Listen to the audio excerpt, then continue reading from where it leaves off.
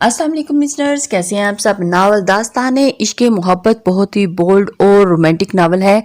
As different based romantic novel आपकी खिदमत में पेश करने जा रहे हैं। सेकंड मैरिज बेस्ड नावल भी है। लिसनर्स, आज चलते हैं कि इतरत और बलाज की शादी होगी या नहीं, वो आपस में मिलेंगे या नहीं, इतरत सनम के साथ क्या होने जा रहा है, ये सारी बातें आज के एपिसोड में हम जानेंगे। तो चलते हैं एपिसोड नंबर 6 की जानिब। शाहजहां बेगम निदा बेगम की बात सुन के जहां खुश थी वहां शॉक्ड भी।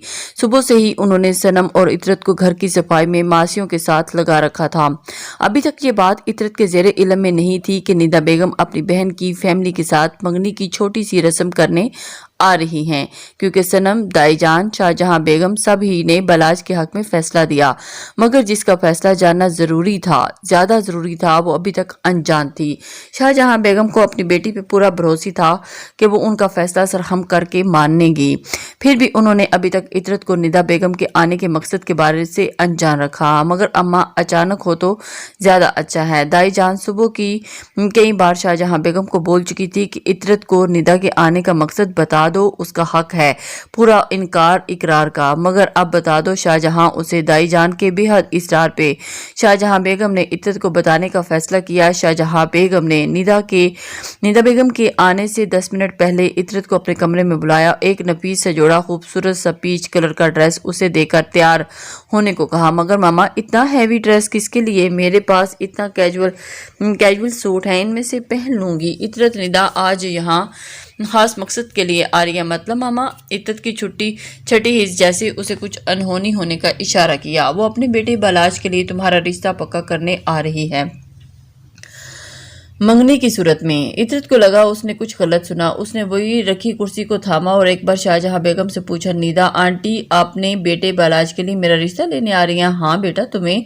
कोई एतराज तो नहीं है? मैंने तुम्हारी मर्जी जाने बगैर हाँ कर दी। मुझे आपका हर फैसला मंजूर है अपनी जिंदगी के मुतल्लिक। मगर क्या निदा आंटी ने अपने बेटे की मर्जी पूछी है? हाँ मेरी जान, निदा आंटी ने बलाज की रजामंदी जान के ही मुझे कॉल करी है। मुझे फख्र है कि इतरत के बेटे ने मेरा मान रख लिया और अब जल्दी से तैयार हो जाओ, लोग आने वाले हैं। इतरत ने किसी बेजान वजूद की तरह अपना जोड़ा उठाया जो उसे अपने कफन से कम नहीं लग रहा था। जैसे तैसे वो कमरे में पहुंची, टप टप उसकी आंखों से आंसू बहने लगे। बेशक आज भी वो बलाज से मोहब्बत करती है, मगर बलाज की आंखों में अपने लिए नफरत आखिरी हद उसने देखी थी।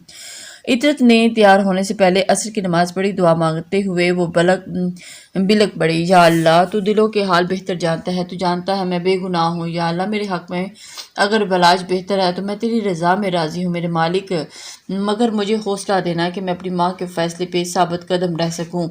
शाहजहां बेगम, सनम और दाईजान, उनका बेहतरीन इस्तकबाल किया। सफीना बेगम तो पहले ही शाहजहां बेगम को जानती थी, तो अजनबियत का कोई भी मसला नहीं था। नहीं, बाबर साहब, वहीम साहब, सभी को शाहजहां बेगम की फैमिली अच्छी लगी। अजहर साहब के मुतालिक सफीना और निदा बेगम पहले ही बाबर साहब को बता चुकी थी, इसलिए उनके बारे में किसी ने कोई सवाल नहीं किया। हुंजा, सनम, बाजिल की भी अच्छी अंडरस्टैंडिंग हो गई थी। एक बलाज था जो बज़ाहिर सबको दिखाने के लिए खुश था, मगर उसके अंदर जो लावा पक रहा था वो सिर्फ और सिर्फ इतरत पे फटना था। हुंजा और बाजिल इतरत से मिलने चले गए। बाजिल और हुंजा दोनों ही अपनी क्यूट सी भाभी से बहुत अच्छी लगी। शाहजहां, रस्म शुरू करें। निदा बेगम के बोलने पे शाहजहां बेगम ने सनम को इशारा किया कि इतरत को लाने को।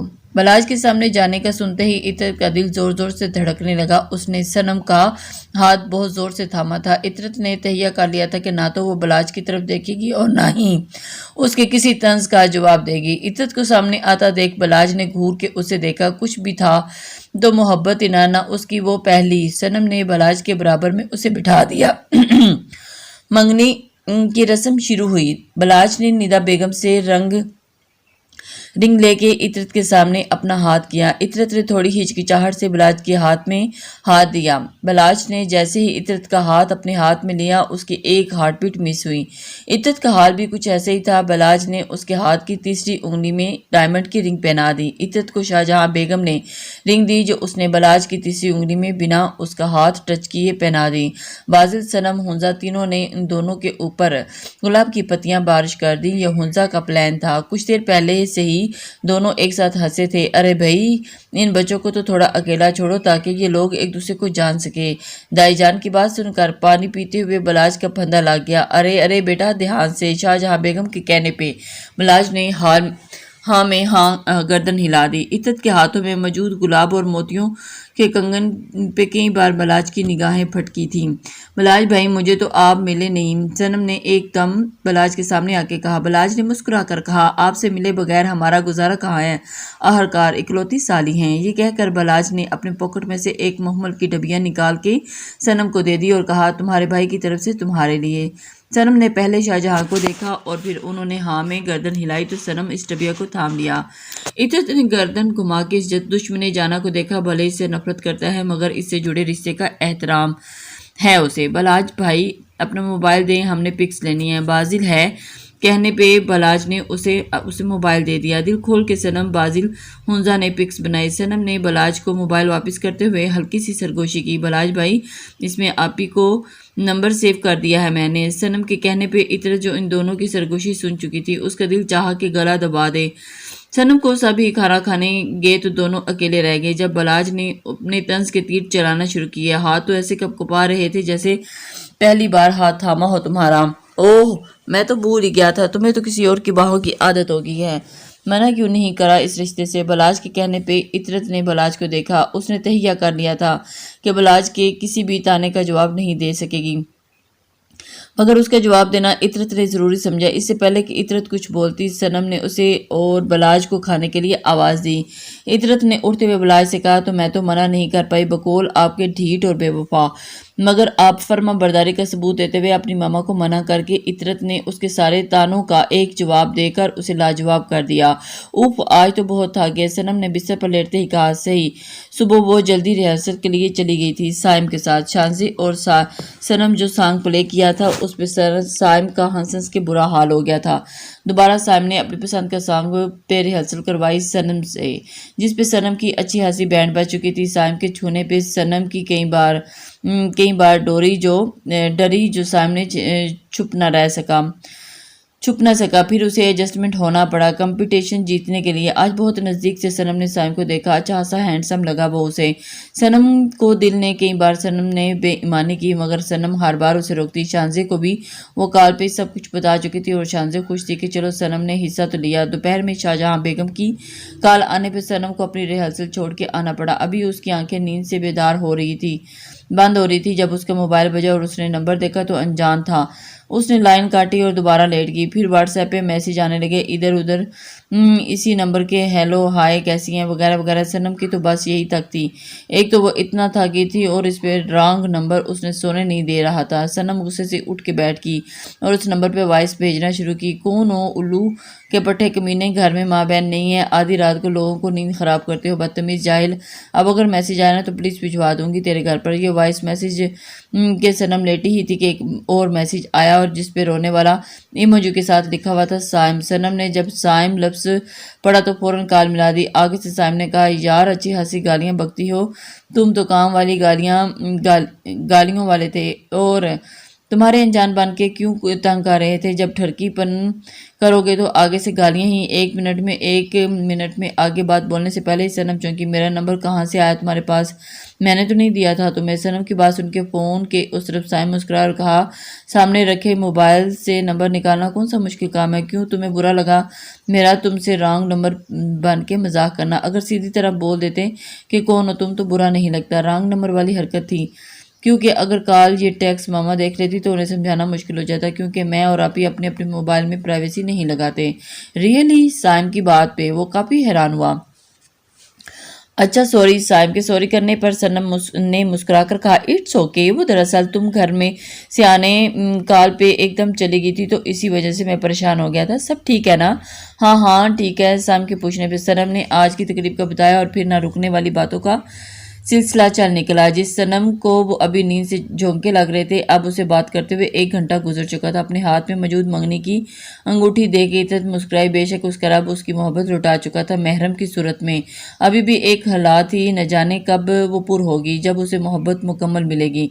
अभी इतरत लेटी थी कि एक अनजान नंबर से उसे मैसेज मसूल हुआ। इतरत ने जैसे ही मैसेज खोला तो लिखा था, हरगिज़ ये मत समझना कि मैं सब कुछ भूल के तुम्हें अपनाऊंगा। तुमसे रिश्ता जोड़ना मजबूरी है मेरी माँ, क्योंकि मेरी माँ को तुम पसंद आई हो। समझ तुमने मेरे साथ जो किया इतनी आसानी से नहीं भूल सकता। तुमसे मोहब्बत करने लगूंगा, तुम्हें बीवी का दर्जा दूंगा, ये खुशफहमी मत पालना। इतरत मैडम।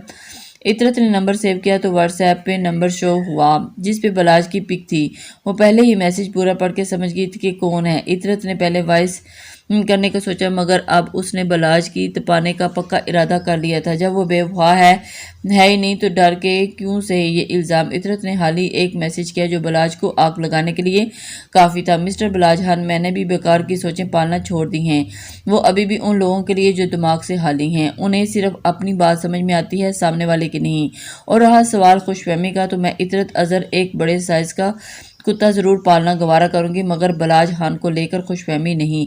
आप मुझे डिस्टर्ब मत करिएगा। I am so tired. ये लिख कर इतरत ने मैसेज भेजा और मैसेज जैसे ही सीन हुआ, इतरत ने मोबाइल बंद किया और बलाज का गुस्सा से लाल होता चेहरा तस्वर करके हंसते हुए सो गई। बलाज ने मैसेज पढ़ के गुस्से में अपना मोबाइल बेड पे पटखा और कहा, एक बार आ जाओ मेरे पास, फिर दूंगा तुम्हें सजा बेवफाई की। बाजिल जो खिड़की से हुंजा के कमरे में कूदने की कोशिश कर रहा था, एकदम अपने नाम पुकारने पे उसका दिल जोर जोर से धड़का।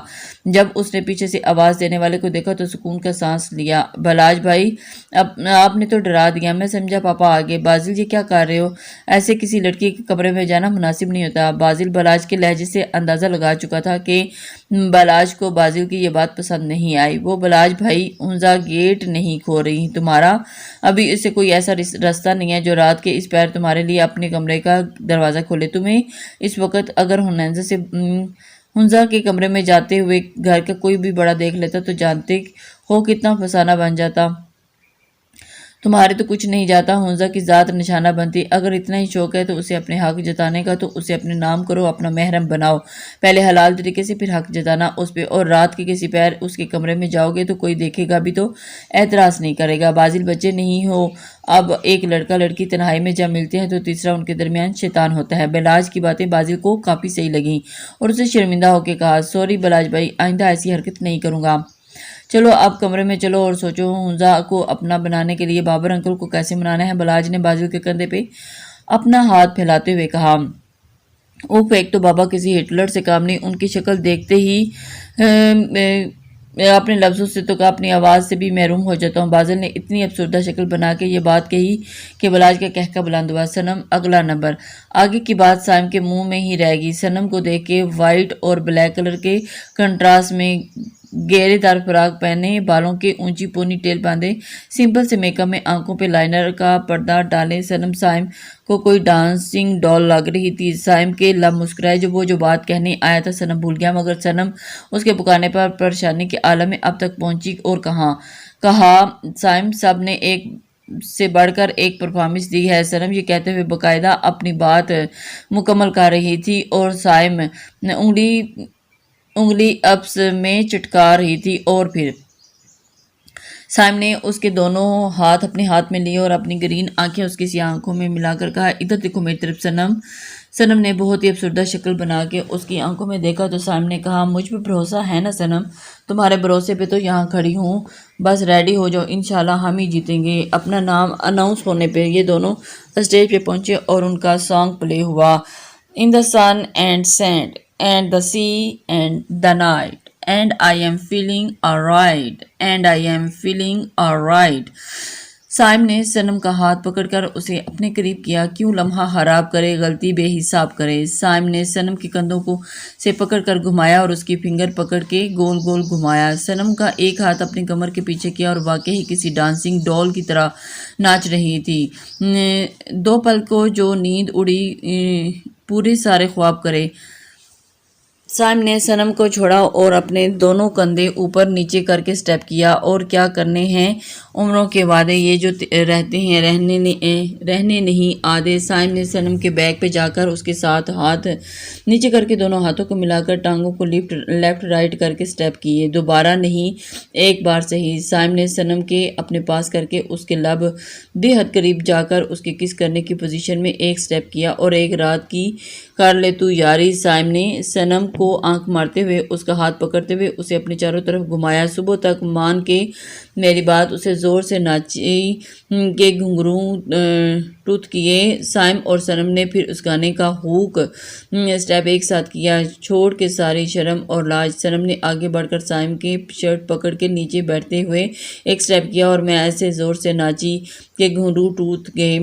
سائم نے نیچے بیٹھی سنم کو گول گول گھماتے ہوئے اپنے قریب کھڑا کیا اور دونوں اسی انداز میں بالکل گانے کے اوریجنل سٹیپ پہ ناچ رہے تھے۔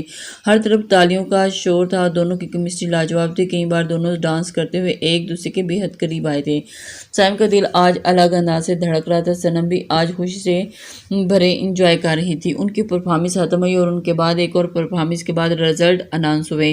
اس کمپٹیشن کے ونر اناؤنس ہوتے ہی جو سنم اور سائم تھے، سنم اپنا اور سائم کا نام سن کے خوشی سے سائم کے زور سے گلے لگی۔ خوشی خوشی ان لوگوں نے ڈانس ٹرافی لی اور ایک پک ساتھ بنوائی۔ ٹرافی لیتے ہوئے سب ہی ان لوگوں کو مبارکباد دے رہے تھے۔ سنم خوشی خوشی سب سے داد وصول کر رہی تھی، مگر اس کی نظر سائم پہ تھی جو موقع دے کر وہاں سے جا رہا تھا۔ جب سب سے ایکسکیوز کر کے سنم نے اسے پکارا، سائم سائم سائم، اپنے نام کی پکار پر سائم موڑا تو سنم کو تیزی سے اپنی طرف آتا دیکھ کر، پر کہاں جا رہے ہو؟ اپنے گھر؟ تم جیت گئی، تم خوش ہو، بس میں یہی چاہتا تھا۔ اپنی دوست کو چھوڑ کے جا رہے ہو؟ سنم کے بولنے پہ سائم مسکرایا اور کہا، چلو گی میرے ساتھ؟ سائم نے سنم کے آگے ہاتھ پھیلاتے ہوئے کہا۔ جب سنم نے اس کے پہلے ہاتھ کو دیکھا اور اس پہ اپنی اس کی ٹرافی کے ساتھ لی پک جو ایک مخصوص کیمرے سے لی گئی تھی اور ہاتھ انہیں مل گئے اور ان کے ہاتھ پہ رکھی ٹرافی بھی، اور ابھی انہیں گھر لے کر جاؤ اور ہماری دوستی کی پہلی نشانی میں جب تھام کے چلو گی تو ہمارا ہاتھ بھی جب وقت آئے گا تو۔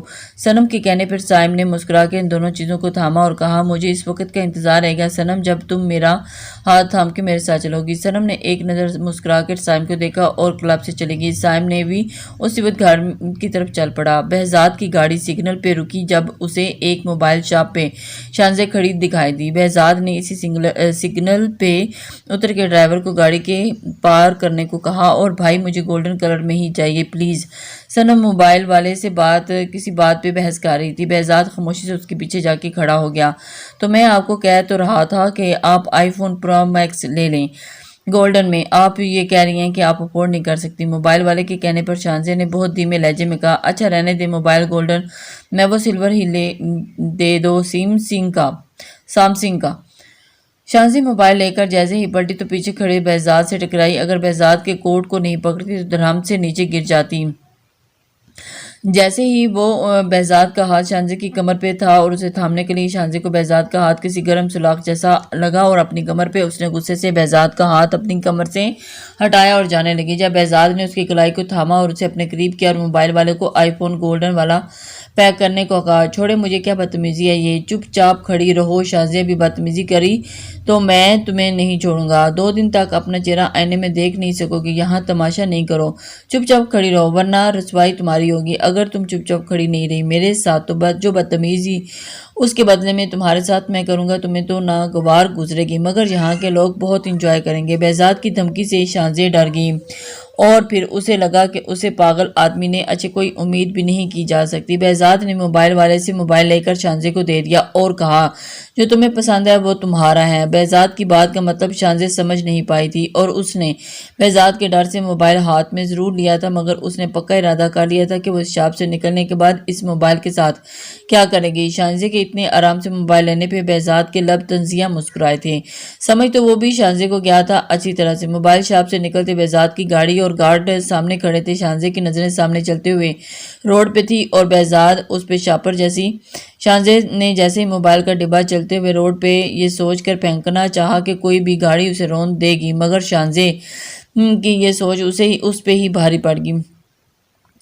मगर शांजे ऐसा हाली सोचते हुए अपने हाथ बुलंद किया ही था जो बुलंद होते बेहजाद के हाली हाथ में आ चुका था। बेहजाद ने उसका हाथ पकड़ के उसे अपनी तरफ आराम से खींचा और कहा, अगर ये मोबाइल मैंने तुम्हें यूज़ करते हुए नहीं देखा तो तुम जो इस मोबाइल के साथ अभी करने का सोच रही थी वो मैं तुम्हारे होने वाले शोहर मुराद के साथ करूँगा। बेहजाद के मुंह से हाली अपनी सोच सुनकर शांजे की गहरी नीली आंखें पूरी खुल गई। और ये मत समझना कि मैं हाली ख्वाली धमकी दे रहा हूँ। 24 घंटे तुम पे नज़र है मेरी और तुम ये बात तो अच्छे से समझ चुकी होगी कि मैं क्या हो चीज़ हूँ। बेहजाद अपने नन्हे से दिमाग पर ज़्यादा जोर मत दो। बेहजाद ने उसकी कनपटी पे अपनी 2 उंगलियां मारते हुए कहा। जैसे ही शांजे ने बुरी तरह झटका और कहा, अपने ये गलाजत वाले हाथ मुझसे दूर रखा करो। बेहजाद ने उसे भरपूर तरीके से देखकर अपने ब्लैक ग्लासेस लगाए और गाड़ी में बैठते हुए कहा, सोच समझ के इस मोबाइल के साथ कुछ करना, बाद में मुझे इल्ज़ाम मत देना, क्योंकि वैसे भी काफ़ी दिन हुए हैं एडवेंचर्स किए हुए। ये बोल के बेहजाद ग्लासेस नीचे करके शांजे को आंख मारी, जो शांजे को तपा देने के लिए काफ़ी थी। गाड़ी धुआं उड़ाते हुए वहां से चली गई। शांजे ने अपने हाथ में मोबाइल को देखा और फिर दूर जाती बेहजाद की गाड़ी को शांजे ने चुपचाप मोबाइल में अपने बैग में रखा और रक्षी कार की घर की तरफ रवाना हुई। शांजे के वहां जाते ही उसके वहां मौजूद एक गार्ड ने बेहजाद को अपडेट किया, जैसे सुनकर बेहजाद के लब मुस्कुराए और उसने उससे कहा कि आप तुमने इस पर मुकम्मल ध्यान रखना है, इसकी हर हरकत मुझे आपने बतानी है। That's my girl. कहाँ है वो बेवफा दोस्त जिसने चुपके चुपके मंगनी कर ली। अंजुम ने हाल में आते ही जोर जोर से बोलना शुरू कर दिया। कैसी हो बेटा? शाहजहां बेगम जो किसी काम से बाहर निकल रही थी, अंजुम के इस तरह आने पे और बोलने पे मुस्कुराते हुए उसका हाल पूछा। मैं तो ठीक हूँ आंटी, ये आपकी बेटी कहाँ छुपी छुपी बैठी है, छोड़ना नहीं आज मैंने इसको। शाहजहां बेगम ने गर्दन हिलाई और फिर बाहर को चली गई। अंजुम ने बाकायदा अपनी आस्तीनें ऊपर चढ़ाते हुए कहा, अरे अंजुम आपी, आप कैसी हैं आप? आपको किसने बताया कि आपी की मंगनी का? सनम ने अंजुम को आंख मारते हुए कहा, बस करो तुम दोनों ये मेलो ड्रामे। इतरत की आवाज़ पे दोनों घूमी और ऊपर आ जाओ, ड्रामा कोई नहीं, मैं सब बताती हूँ। और जिसने आपको इन्फॉर्मेशन दी है मंगनी की, उसने ये नहीं बताया कि मंगनी होने में 10 मिनट पहले मुझे बताया गया कि मेरी मंगनी है। इतरत ने सनम की तरफ घूरते हुए कहा, अरे अंजुम आपी, आप ऊपर आ जाएं आपी के कमरे में। सनम ने इतरत को इग्नोर करते हुए कहा। सनम ने बाकायदा अंजुम का हाथ पकड़ के उसे सीढ़ियों की तरफ गिराया। आप जाएं हमारे बलाज भाई की पिक्स देखें, गर्मा गर्म स्नैक्स लाती हूँ। सनम के मुंह से अदा होने वाला नाम सुन के अंजुम जो सीढ़ियाँ चढ़ने लगी थी एकदम लड़खड़ाई। अरे आराम से अंजुम आपी। सनम ने आगे बढ़कर उसे थामा। क्या नाम लिया सनम? किसका? अपने दूल्हा भाई का, बलाज भाई। सनम के कहने पे अंजुम ने गर्दन घुमा के ऊपर खड़ी इतरत को आंखें फाड़ के देखा। इतरत अंजुम के इस तरह देखने से अपने कमरे में चली गई। अंजुम भी सनम को चाय लाने का बोल के तकरीबन सीढ़ियों से भागने वाले अंदाज में इतरत के कमरे तक पहुंची चढ़ने लगी। सनम कंधे उचका के किचन की तरफ चली गई। अंजुम ने इतरत के कमरे में पहुंचकर लंबा सांस लिया। ये क्या कह रही है सनम? कहीं मेरी छठी हिस्स से ही इशारा तो नहीं दे रही? ये बलाज कहीं वो बलाज तो नहीं? अंजुम ने इतरत के रूबरू आकर पूछा। इतरत ने एक लंबी सांस लेकर मंगनी तक सारा ड्रामा, बलाज के तंज भरे जुमले सब अंजुम को बता दिया। अंजुम सुन के खुश भी थी और शाक्ड भी। यार आज पक्का यकीन हो गया, बेशक सच्ची मोहब्बत करने वालों को अल्लाह भी साथ देता है। जो सिलसिला ख़त्म हो चुका था, उम्मीद भी नहीं थी, जिसकी वो हुआ। इतरत, बलाज की आंखों में मेरे लिए सिर्फ नफरत है अंजुम, मगर तुम इससे तो आज भी मोहब्बत करती हो और जब तुम उसे हकीकत बताओगी तो वो नफरत मोहब्बत में नहीं इश्क में बदल जाएगी। इतरत, जिस रिश्ते में सिपाहियाँ देनी पड़े वहाँ मोहब्बत कैसी? जो उसने देखा। इतरत, उसकी जगह अगर तुम होती तो तुम्हारा भी यही रिएक्शन होता। अंजुम ने इतरत के कंधे पर हाथ रख के कहा, नहीं अंजुम, मैं कभी यकीन नहीं करती, क्योंकि मोहब्बत की पहली शर्त भरोसा है, यकीन है। जब आप किसी की आंखों में अपने लिए मोहब्बत देख लेते हो तो शक की गुंजाइश बाकी नहीं रहनी चाहिए। मेरी उसने उस वक्त नहीं सुनी, मुझे इतनी बड़ी सज़ा सुना दी उस वक्त। अंजुम अब उसे कुछ भी सुनाना नहीं चाहती। मेरे किरदार पे उंगली उठा के बिना मेरी बात सुने वो मुझे छोड़ गया अंजुम। मगर अभी वो लोग और बात करते सनम चाय लेकर कमरे में आ चुकी थी। अंजुम ये बात जानती थी कि बलाज और इतरत की मोहब्बत से उसके घर वाले अनजान हैं। हीर और उसकी दोस्त यूनी में ग्रुप वालों को इस वाक़े के बाद जीक ग्रुप ने तंग नहीं किया और ये बात हीर और सिद्रा के लिए पुरसकून थी।